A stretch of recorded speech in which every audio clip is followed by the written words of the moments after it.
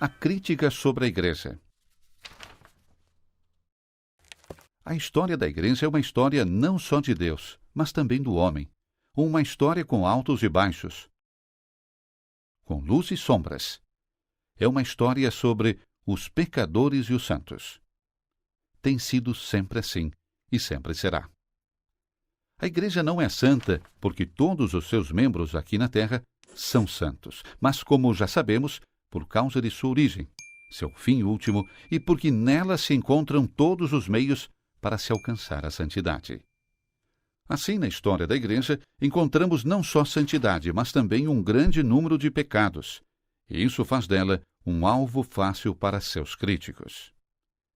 3 coisas, no entanto, se destacam em algumas das críticas. Primeiro, o quadro que se apresenta é muitas vezes unilateral. O mal está sendo relatado, o bem muitas vezes esquecido ou ignorado. Isso não acontece só com as notícias relacionadas à Igreja. Se em algum lugar 1 milhar de pessoas protestar pacificamente e uma pessoa fizer um tumulto destrutivo, as milhares de pessoas são de repente esquecidas e todos os olhos, microfones e câmeras são direcionados para a pessoa que corre enlouquecida. Isto é o que nós, como telespectadores e leitores, aparentemente temos curiosidade, mas devemos estar cientes de que isso distorce a imagem. O primeiro problema, então, pode ser a unilateralidade. A segunda coisa que nós encontramos frequentemente nos relatórios sobre a Igreja é um absurdo muito estranho. O estranho absurdo surge quando A. As pessoas que relatam sabem muito pouco sobre o assunto, ou B. Elas se dedicam a supersimplificar e tratar questões complexas como preto e branco. Novamente, isso não acontece só com temas relacionados à Igreja, mas quando analisamos a história da Igreja, vemos que isso acontece com especial frequência. Aqui está um exemplo típico de tal representação a preto e branco. A proposta de uma tese é que todas as pessoas desejam apenas uma coisa: o poder. Portanto, quando as pessoas atuam na Igreja, é porque, obviamente, querem aumentar seu poder. E, de fato, ninguém precisa procurar muito para encontrar pessoas na história da Igreja que se encaixam nesse papel. Mas se você olhar apenas 2 segundos a mais, você pode ver muitos outros que, obviamente, não estavam preocupados com o poder nem um pouco. Por isso, talvez você deva questionar aquela tese proposta no início, que era demasiado simples. Mas alguém que pinta coisas em preto e branco não vê isso, ou não quer ver.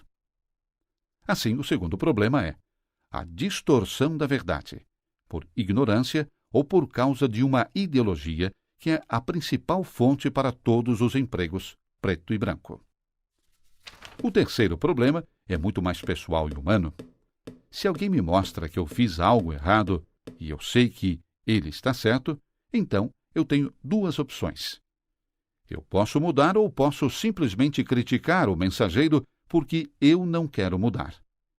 E uma vez que o mensageiro é geralmente apenas humano, não será muito difícil encontrar algo para criticar de volta. Por exemplo, o médico diz ao paciente que fumar é mal para a sua saúde e que ele deve parar.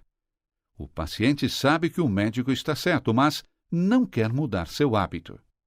E vendo que o médico também é um fumante, responde: "Não, eu não vou parar, porque você fuma também." O médico, nesse caso, é certamente um mau exemplo, mas fumar não é saudável para mim, só porque o médico é um fumante. Porque se uma mensagem é falsa ou verdadeira, isso não depende de se o próprio mensageiro vive de acordo com ela.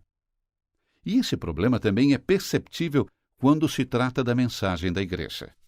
Só porque aqueles que pregam são meros mortais e pecadores, uma pessoa não se deve privar da verdade que é encontrada em sua mensagem. Esses 3 pontos devem ser mantidos em mente quando se olha para o aspecto muito humano da história da Igreja. De fato, uma história de pecadores, mas também de santos.